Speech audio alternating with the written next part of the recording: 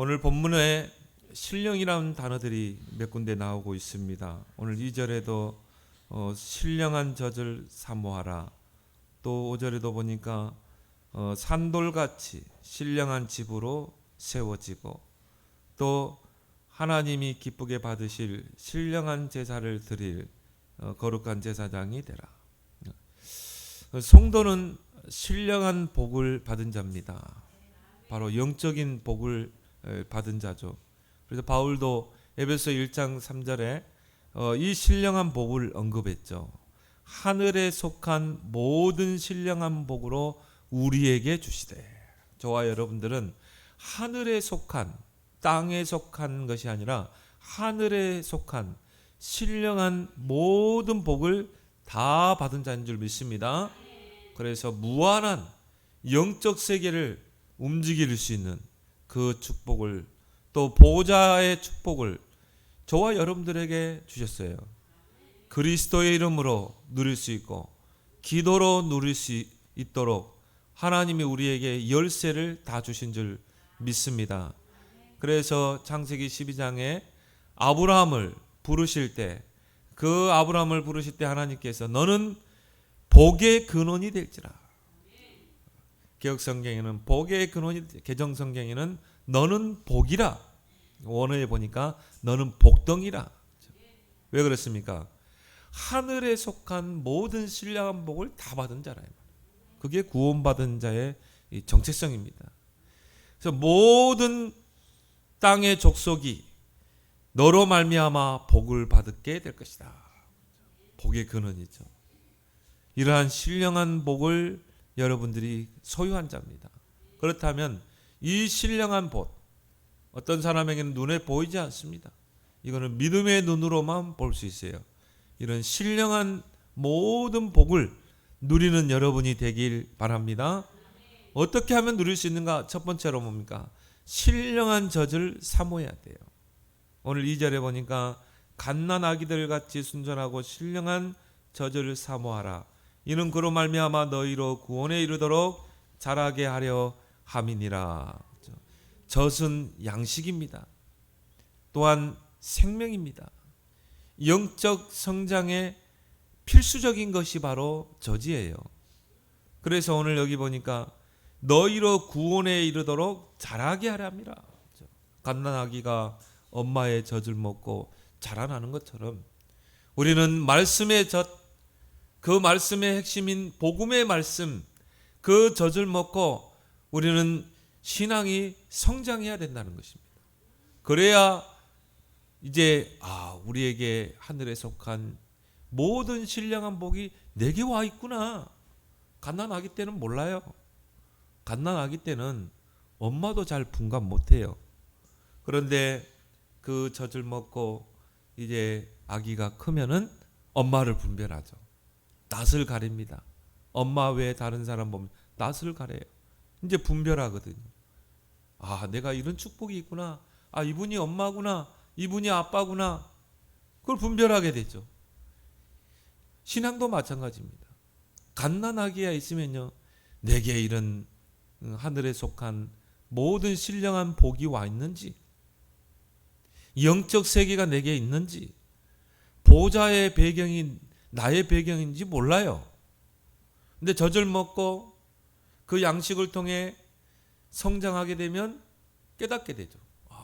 정말 기도는 영적인 과학이라는 말이 이거구나. 기도할 때 무한한 영적 세계가 움직이는구나.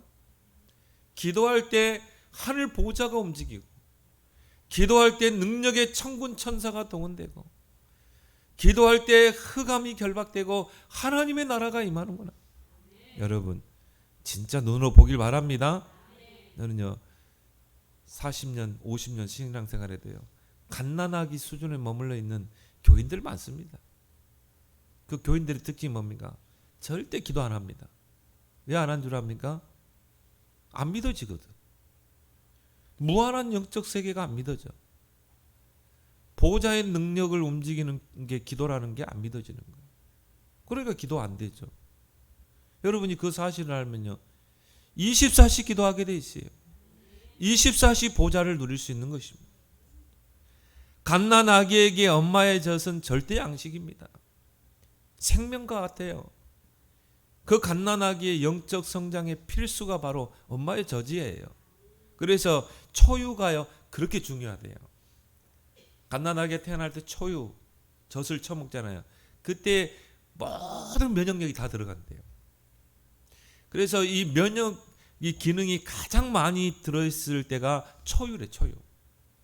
갓난아기에게 젖을 물려야 돼요. 나중에 그만 뭐 분유를 먹여도 되지만은 이때 강력한 면역 기능이 젖을 통해서 아기에게 들어가는 것입니다. 엄마의 젖에 모든 영양소가 다 있어요. 하나님께서는 그 엄마의 그 모유 속에 모든 영양소를 다 들어가게 했어요. 따라서 갓난아기는요 젖만 먹어도 충분한 영양이 섭취되게 돼 있어요. 성장하게 돼 있어요. 자라게 돼 있어요. 마찬가지로 하나님의 말씀은 성경에 영적인 젖으로 표현하고 있습니다. 오늘 베드로 사도도 그랬죠. 신령한 젖을 사모하라고 했어요. 말씀만 들어도 충분한 신앙 성장이 되게 돼 있어요. 여러분이 말씀 예배 시간에 말씀만 잘 귀담아 들여도요 신앙 성장은 이루어지게 돼 있어요. 그래서 옛날에 목사님들이요 예배 성공은 인생 성공이란 말이 그거예요.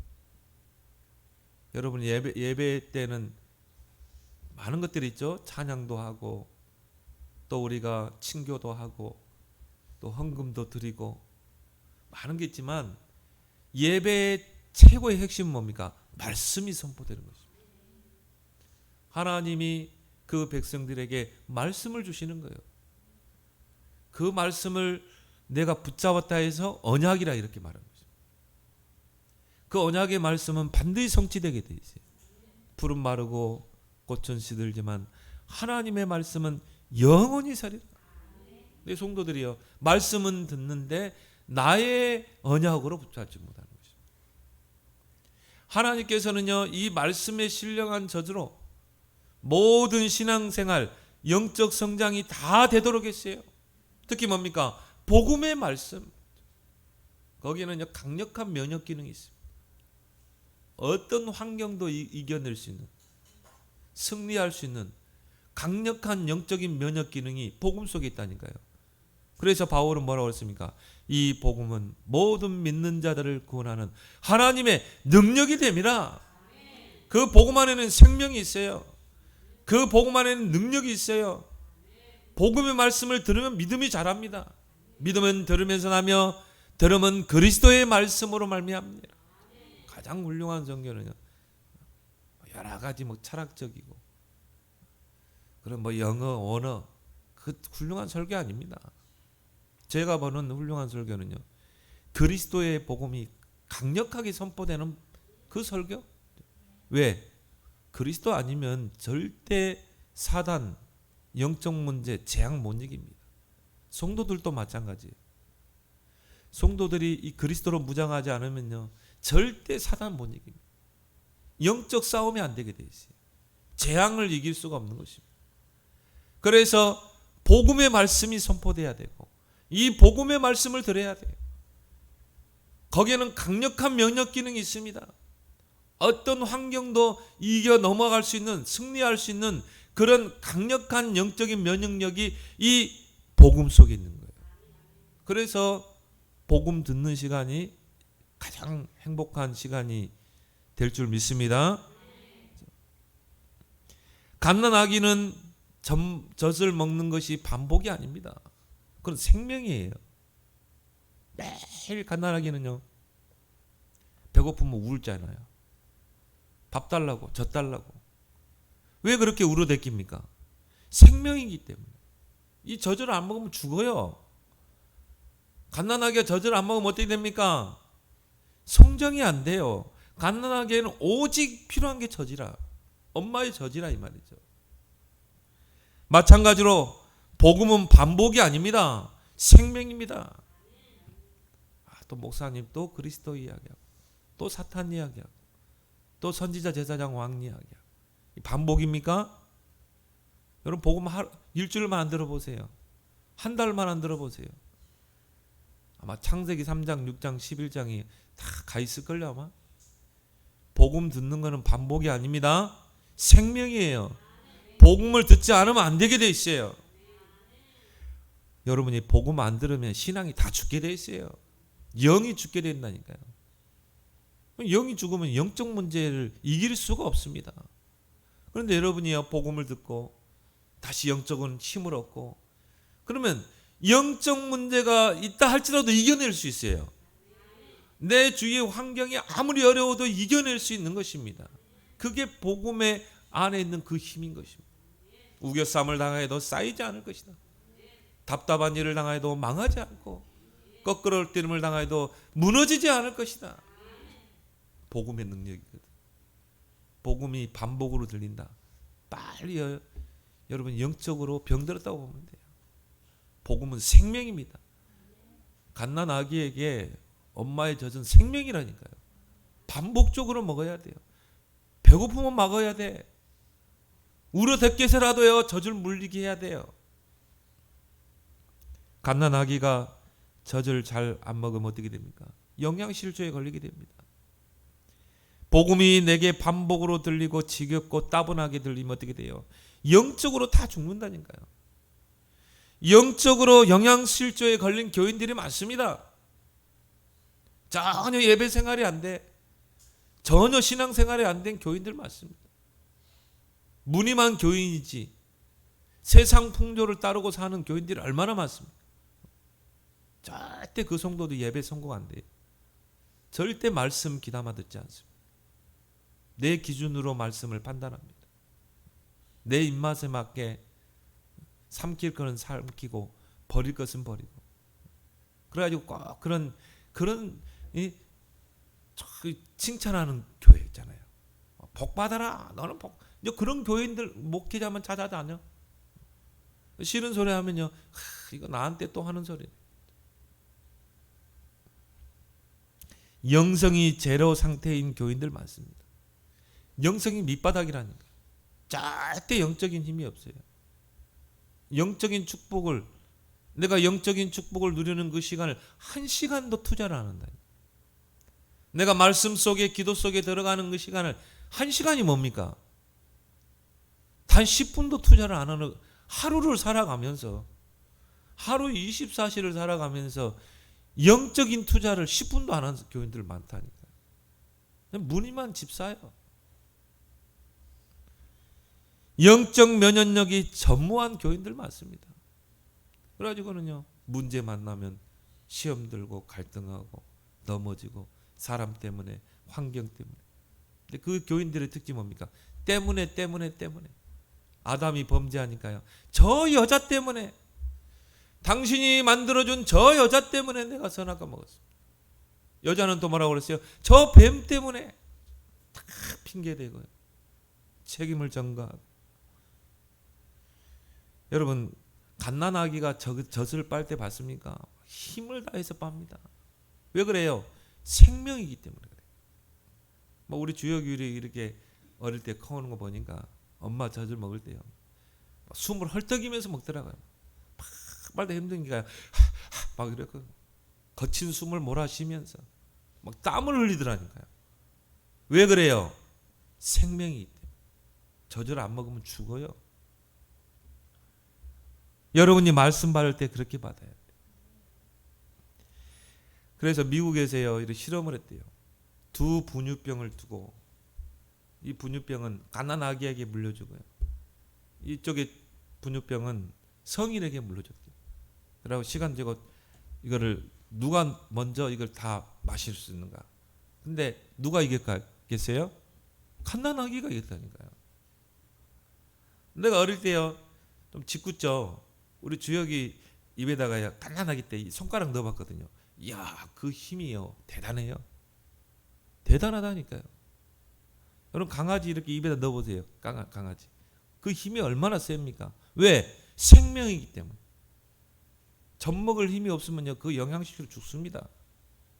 그러니까 갓난아기는 뭡니까? 생명 걸고 젖을 빨아대는 거예요. 여러분이 복음 받고 말씀 받을 때 그렇게 받아야 돼요. 마치 스펀지에 물을 빨아들이듯이 그렇게 받아들여야 되는 것입니다. 왜 그래요?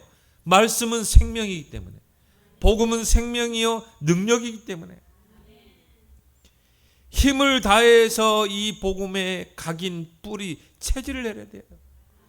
이게 사는 길이라.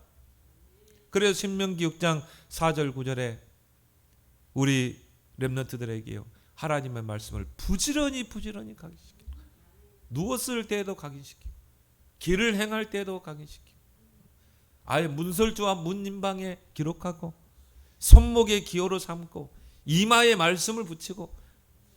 왜 그래요?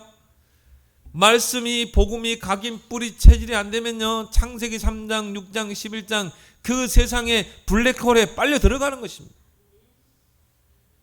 세상 창세기 3장 6장 11장은 블랙홀입니다.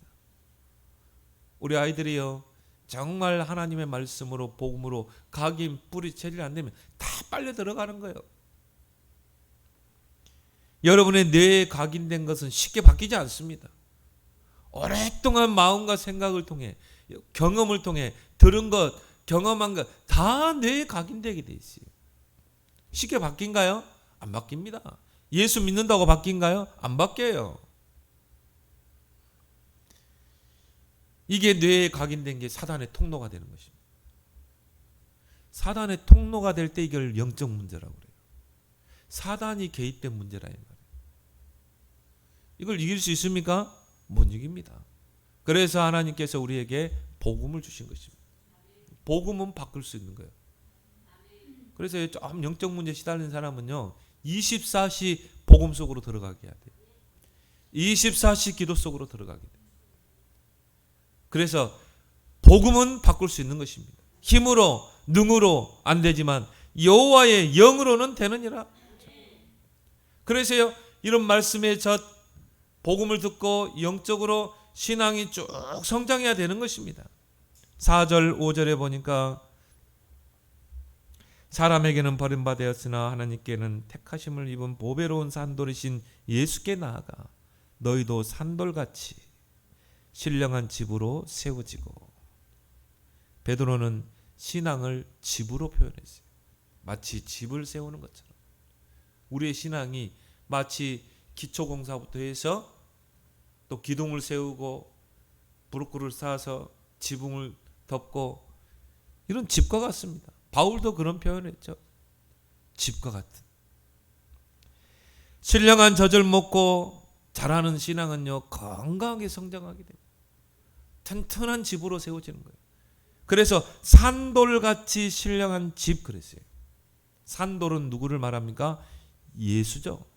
산돌이신 예수께나 바로 우리의 산돌이신 보배로운 산돌이신 그 그리스도를 기초로 삼아서 그 반석 위에 신앙이 튼튼하게 세워지는 것입니다. 우리 아이들을 이렇게 키워야 돼요. 우리 아이들이 렘넌트 시기에 그리스도로 담났다 끝나는 것입니다. 그리스도가 발견됐다 끝나는 거예요. 근데 이걸 사단이 방해하거든요. 그래서 우리는 포기하지 않고 부지런히 그리스도를 각인 뿌리 체질 내려야 될 줄 믿습니다. 이 신령한 젖을 먹고 자라면요 건강한 신앙으로 세워져요. 산돌 같은 신령한 집으로 튼튼하게 세워지는 것입니다. 그래서 예수 그리스도의 그 반석 위에 세워지는 집은 무너지지 않습니다.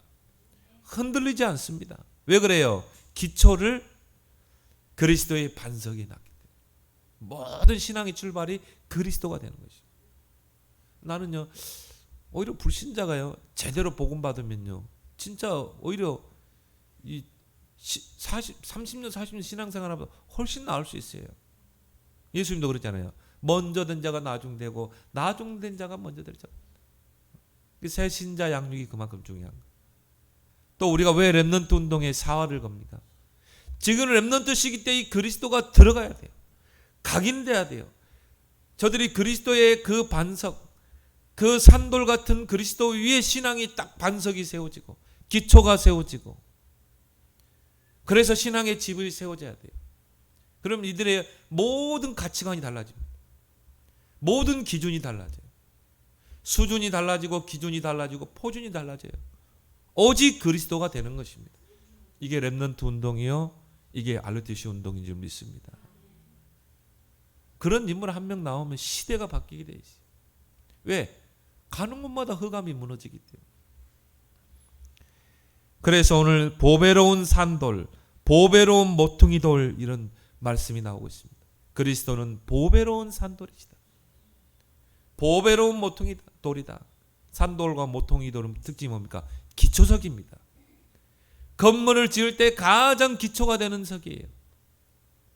예수 그리스도가 나의 든든한 기초의 반석이 되어야 된다. 그 위에 신앙이 세워져야 되는 것입니다. 그 집은 절대 무너지지 않는 것입니다. 그래서 우리 렘넌트들이 이런 신령한 특히 복음의 말씀, 그리스도의 말씀을 듣고 신앙이 성장하도록 우리는 세워나가야 될 줄 믿습니다. 근데 이 사람이요 진짜 신령한 복을 누리는 거예요. 신령한 젖을 먹고 세워지는 신앙은요 보좌를 움직입니다. 무한한 영적 세계를 움직이게 되지. 오히려 이런 사람은 문제가 오면 기회가 됩니다. 두 번째로 뭡니까? 신령한 제사를 드릴 거룩한 제사장이 되라. 오늘 5절에 말씀하고 있습니다. 중반절에 예수 그리스도로 말미암아 하나님이 기쁘게 받으실 신령한 제사를 드릴 거룩한 제사장이 될지니라. 하나님이 가장 기뻐하시는 예배는 어떤 예배일까요? 신령과 진정으로 드리는 예배. 이게 하나님이 가장 기쁘게 받으시는 예배입니다.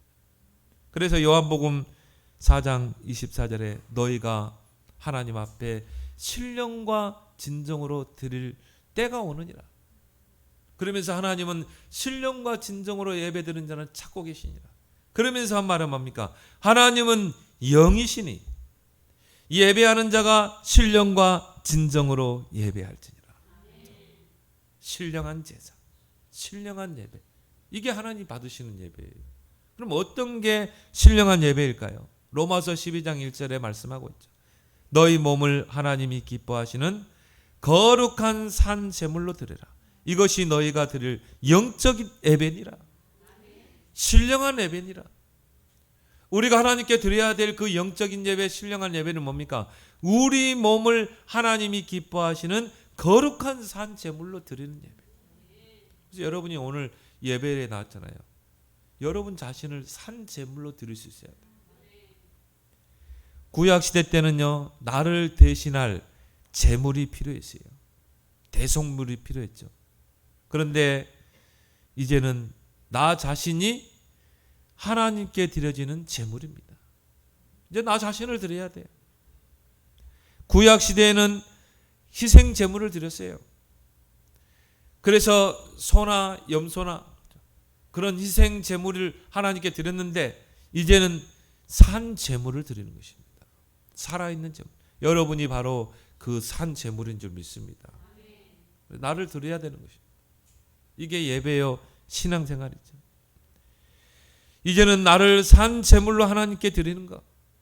그것이 바로 하나님이 기뻐하는 영적인 예배입니다. 그래서 우리가 찬송가에도 내게 있는 모든 것을 아낌없이 드리네. 나를 온전히 하나님께 드리는 이것이 바로 예배 시간인 줄 믿습니다. 그래서 우리가 예배 시간에요 기도를 한다 아니에요. 찬송을 한다 그렇게 말하는 게 아닙니다. 기도를 드려야 돼요. 나의 기도 하나님께 드려야 되는 것입니다. 찬송도요 하나님께 드리는 거예요. 그래서 우리가 찬미의 제사라고 그랬잖아요. 그럼 여러분 찬양할 때 어떻게 찬양해야 돼요? 신령과 진정으로. 거기에 신앙 고백을 담아서 하나님께 찬송을 드려야 하나님이 그걸 기쁘게 받으시는 것입니다. 이게 영적 예배거든요. 근데 여러분이 막 찬송할 때요 다른 이 행동하면 안 되는 거예요. 여러분 찬송 하나를 하더라도 신령과 진정으로 드리길 바랍니다. 기도도 여러분이 앞에 나와서 대표 기도하는 분은요 내가 이거는 제사다. 하나님께 나를 드리는 우리 교회를 드리는 제사다. 여러분이 기도하면서 기도문을 작성해서 여러분이 앞에 나와서 교인들을 대표해서 하나님께 기도를 드리는 것입니다. 얼마나 소중합니까? 이게 하나님이 받으시는 거예요. 또 여러분이요 예물을 드릴 때도 마찬가지죠. 하나님께 미리 준비해가지고 거기다 여러분의 모든 감사의 제목을 담아서, 그래서 하나님께 드리는 것입니다. 예물을 드릴 때도 어떻게 해요? 신령과 진정으로 드려야 되는 것입니다. 이것이 하나님이 기뻐 받으시는 예배인 줄 믿습니다. 이제 그러면 주일날만 예배가 끝납니까? 아니죠. 예배의 연속성, 6일 동안 이 예배의 축복이 연속적으로 일어나야 돼요. 그래서 6일 동안에 우리는 어떻게 해야 됩니까? 나를 온전히 하나님께 드리는 그런 헌신의 삶을 사는 것입니다. 교회를 향한 그 헌신, 가정을 위한 헌신, 또 직장에 가서는 직장을 위한 헌신. 분명히 너희는 빛이요 소금이라고 그랬거든요. 또 나와 관계된 모든 사람을 위한 헌신, 우리가 도와줘야 될 사람들, 우리의 손길이 필요한 사람들, 교회 안에 연약한 교인들, 이게 헌신의 삶, 나를 이제 하나님께 드리는 것입니다. 구약에는요, 구별된 제사장만 제사의식을 행했어요. 근데 이제는 신약시대는 뭡니까? 구원받은 하나님의 모든 자녀는 다 제사장인 것입니다. 만인 제사장이죠. 다 하나님 앞에 나가서 우리는 예배 드릴 수 있는 것입니다. 그래서 거룩한 제사장이 되라 그랬죠. 구별된 제사장이라 했어요. 그리고 제사장의 역할이 백성을 위해서 희생 제사를 드리는, 그거를 제사장이 했지만 제사장의 역할 중에서 또 가장 중요한 역할이 뭐냐? 중재자의 역할입니다. 백성이 죄를 지으면 그 희생 제물에게 죄를 전가시키고 하나님과 백성 사이에 화해시키는 것, 그게 바로 중재자의 역할, 이게 바로 제사장의 역할인 것입니다. 여러분을 하나님이 이런 중재자로, 거룩한 제사장으로 부른 줄 믿습니다. 그래서 하나님과 원수된 자를요, 하나님께로 돌아오게 하고 하나님과 화목하게 하고, 이런 거룩한 제사장으로 여러분을, 저와 여러분들을 부르는 것입니다. 그래서 요한복음 4장 23절에 하나님은 예배자를 찾고 계신다고 그랬어요. 어떤 예배자입니까? 하나님 앞에 나와서 신령과 진정으로 예배드리는 그 자를 찾고 계신대요. 하나님이 축복하시기 위해서. 그래서 아브라함이 환경에 속고 또 사람에 속고 불신앙도 하고 했죠. 근데 아브라함이 제일 잘한 게 있었어요. 그게 뭡니까? 여호와를 위하여 단을 쌓으니라. 그러면서 갱신하죠. 그러면서 다시 하나님을 바라보죠. 이런 시간은 여러분이 하루에 매일 있어야 돼요. 예배는 뭡니까? 하나님 앞에 서는 것입니다. 예배는 코람데요, 하나님 앞에 서는 거예요. 그래서 여러분이 하나님 앞에 설 때 사람은 제일 진실해집니다. 우리가 때로는 막 거짓되게 살다가요, 하나님 앞에 서면 진실해져요. 하나님 앞에서는 거짓이 없어요. 그죠? 하나님 앞에 설 때 가장 진실해집니다. 그런 예배의 시간을 여러분이 꼭 가져야 돼요. 그런 예배자들을 하나님이 찾고 계신다 이 말이에요. 그래서 시편 100편 4절에 보면 감사함으로 전에 들어가며 찬송함으로 궁정에 들어가서, 여러분이 성전에 들어갈 때는 어떻게 해야 돼요? 감사함으로 들어가야 돼요. 세상 근심 짊어지고 예배 교회 나오면 안 돼요. 여러분 엿새 동안에 근심된 일, 걱정된 일 많이 있었겠죠. 주일날에는 어떻게 해야 돼요? 다 내려놓고 감사함으로 나와야 돼요. 감사. 그럼 여러분 어떻게 해야 되겠어요? 감사거리를 찾아야 돼요. 누가 여러분 속상하게 합니까? 감사거리를 찾아야 돼요. 감사. 이게 쉽지 않죠? 근데요, 감사함으로 하나님께 나와야 된다. 왜? 그런 문제를 통해서 하나님의 계획을 이루어 가시거든요. 나를 연단해 가시기도 하고, 욥처럼 또 하나님 그걸 통해서 나의 신앙을 또 세워 나가기도 하고, 그것 때문에 기도하게 되고. 그럼 문제가 없으면 기도하게 됩니까? 하나님께 집중하게 됩니까?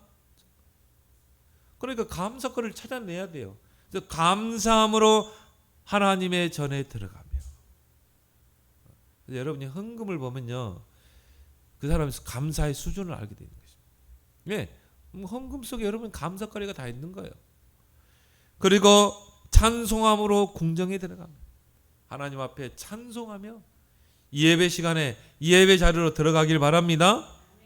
여러분 교회까지 와가지고 근심걱정하면 안 돼요. 교회 와서는 늘 감사, 교회에서는 늘 찬양, 늘 말씀의 은혜 속에, 성도의 교제 속에, 그게 예배 시간인 줄 믿습니다. 그래서 예배 드리는 것이 최고의 행복이고 기쁨이고 설레임이 돼야 돼요. 하나님은 이 사람을 찾고 계시는 것입니다. 그래서 예배 성공이 인생의 성공이라는 거예요. 예배 잘 드리면요, 그게 우리의 모든 성공으로 다 삶으로 연결되게 되어 있는 것입니다. 세 번째로 뭡니까? 신령한 직분을 위임받은 자입니다. 바로 그리스도의 직분이죠. 오늘 9절에 말씀하고 있습니다. 그러나 너희는 택하신 족속이요 왕같은 제사장들이요 거룩한 나라요 그의 소유가 된 백성이니 이는 너희를 어두운 데서 불러내어 그의 기이한 빛에 들어가게 하신 이의 아름다운 덕을 선포하게 하려 하시며. 여기서 다 끝내야 돼요. 뭐 어마어마한 단어가 다 나와 있잖아요. 여기서 다 끝내야지. 하늘에 속한 그 모든 신령한 복이요 이 구절 속에 다 들어와 있는 거예요.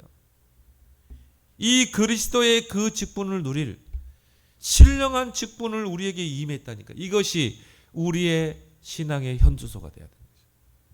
주소가 틀려버리면요 엉뚱한 데로 가게 됩니다. 천사가 하나님이 천군 천사를 동원하는데 여러분의 신앙의 현주소가 틀려버리면 어떻게 되겠어요? 제대로 이 보좌의 능력이 임할 수가 없는 것이죠. 우리의 신앙의 현주소를 오늘 9절에 다 말씀하고 있다니까요. 이거는 어마어마한 단어가 여기 다 선포되어 있잖아요.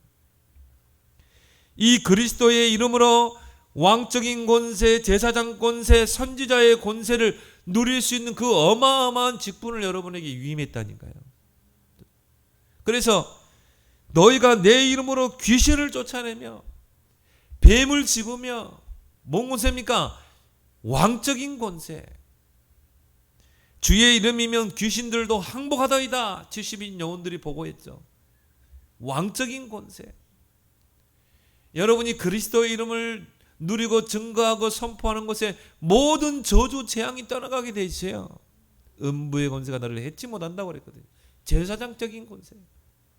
어마어마한 이 신령한 직분을 우리에게 위임하신 것입니다. 이 신령한 직분을 사모하고 누리는 여러분 되길 바랍니다. 그래서 오늘 너희는 택하신 족속이라고 그랬어요.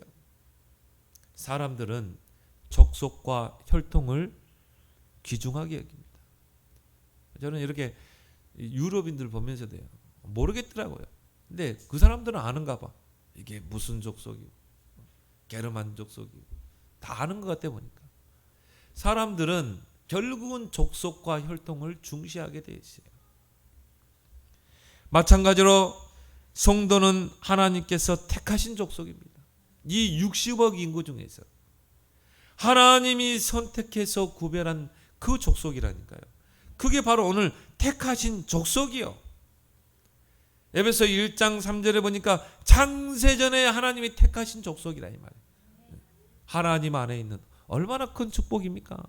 그러니까요 하나님이 택하신 그 혈통과 족속이기 때문에 하나님의 보호를 받게 되는 것입니다.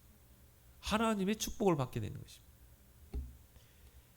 그러면서 뭐라고 그랬습니까? 왕같은 제사장들이요 그랬거든요.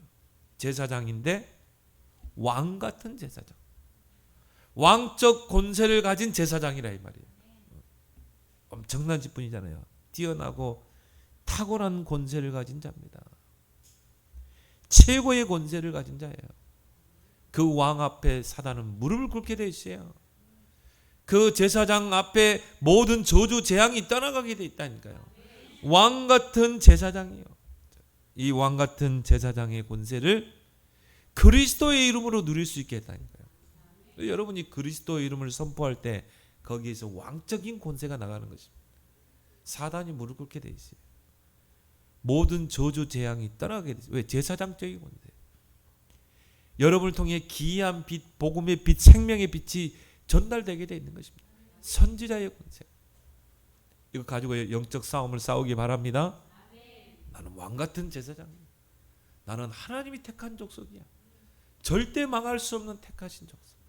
하나님의 그 보호 속에 있는 택하신 족속. 누구도 뺏어갈 수가 없어. 왕 같은 제사장. 이거 가지고 여러분이 그리스도로 영적 싸움을 싸우세요. 전도자도 그런 이야기 했죠. 악령과 성령이 싸움 누가 이기겠냐. 불신자는요, 악한 영이 들어가 있습니다. 사단의 영이 들어가 있으니까 악한 영이죠. 성도는 성령이 들어가 있는 존재예요. 그러면 성령과 악령이 싸우면 누가 이기겠습니까? 빛과 어둠이 싸우면 누가 이기겠어요? 0.001초 만에 빛은 떠나가게, 어둠은 떠나가게 돼 있어요. 빛이 비추면. 그래서 빛이 되가라가 아니라 이미 여러분을 빛이라 그랬어요. 근데 여러분이 그거를 누리지 못하기 때문에 속이는 거예요. 사단이 왜 속입니까? 이기지 못하기 때문에. 불신자는 장악되어 있어요. 그 아비가 사단 마귀예요. 그 세상 풍속 안에 갇혀 있어요. 내 맘대로 못 살아요. 죽기를 무서워 함으로 종로로 돼요. 왜 그래요? 마귀에게 속해 있고 악한 영으로부터 온 영을 받았기 때문에. 그런데 성도는 뭡니까? 성령이 내주한 자 아닙니까? 어떻게 악한 자가 우리를 이길 수 있습니까? 그 누구도 우리를 이길 수가 없는 거예요. 사단이 이길 수 없기 때문에 속이는 것입니다. 거기 속지만 않으면 돼요. 환경을 통해 속이고, 제일 속이기 쉬운 게 뭡니까? 사람을 통해서 속이는 거예요. 사람들, 내 가까운 사람. 그거 속지 않으면 돼요. 딱 보면 돼. 아, 사단이 나를 무너뜨리려고 속이는 거구나. 그럼 여러분이요, 여유를 가지세요. 여유를 가지면서 지금 당장은 뭐 변하지 않으더라도 여러분에게 있는 왕적인 제사장적 권세를 누리는 것입니다. 신령한 직분을 누리는 것입니다. 현명한 부인은 100% 순종하면서 100% 끌어당기는 것입니다. 조종하는 거예요.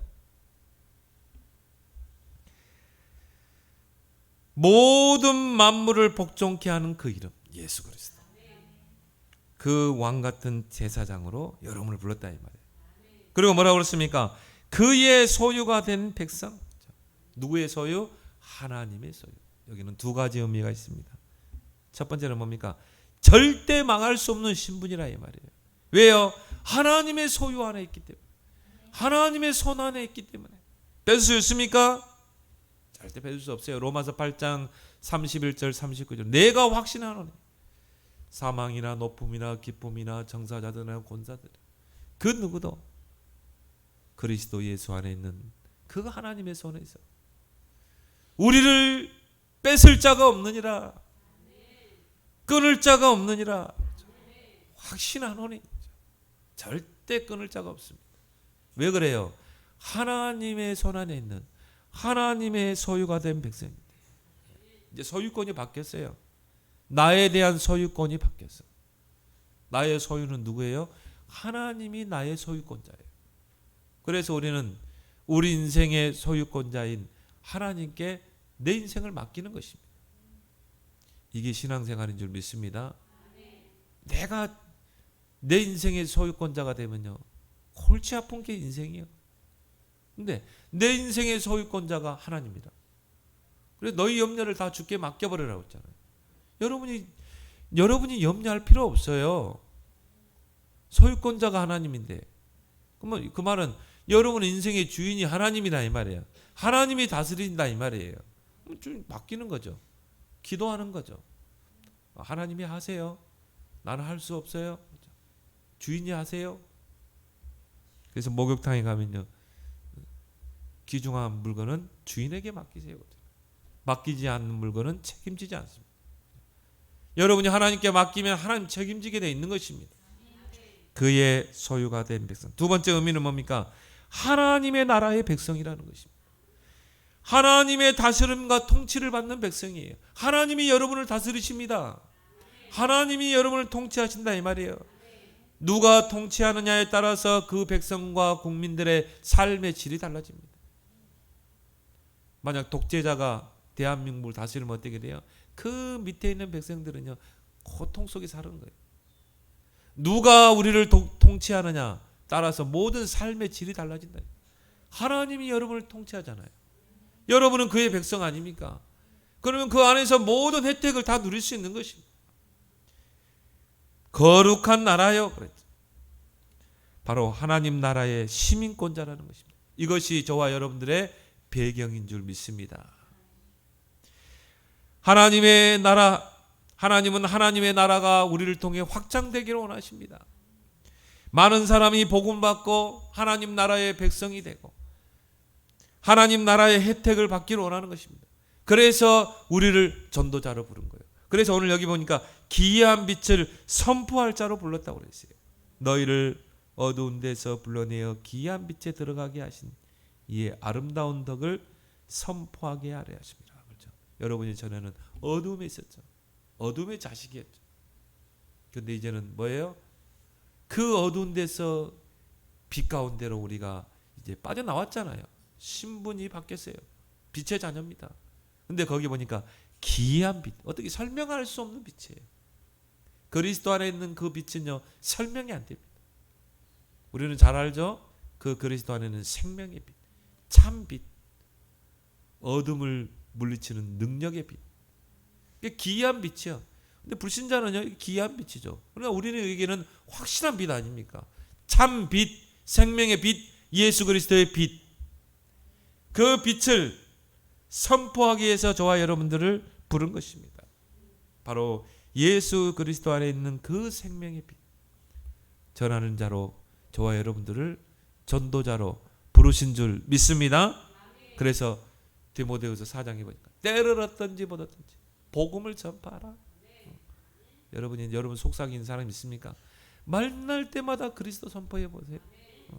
그러면 어느 순간에 그 빛이 탁 들어가는 시간표가 오게 돼 있습니다. 왜? 빛 앞에 어둠은 꼼짝 못하게 돼 있어요. 빛의 마음 어둠은 즉시 떠나가게 돼 있습니다. 그래서 기이한 빛, 그리스도의 빛 선포하는 여러분이 되길 바랍니다. 하나님 아버지 은혜를 감사합니다. 우리에게 그리스도 안에서 이 하늘에 속한 모든 신령한 복을 우리에게 복 주심을 감사를 드립니다. 우리가 복의 근원이요 우리가 복덩이임을 항상 확인하게 하여 주옵시고 그 복을 누리기 위하여 신령한 젖을 사모하고 신령한 제사로 거룩한 제사장의 축복을 누리며 우리에게 위임하신 그 신령한 직분 그리스도의 직분을 누림으로 가는 곳마다 흑암이 발 앞에 무릎 꿇고 가는 곳마다 흑암 저주 재앙이 떠나가고 기이한 빛을 선포하는 그런 증인으로 쓰임받게 하여 주옵소서.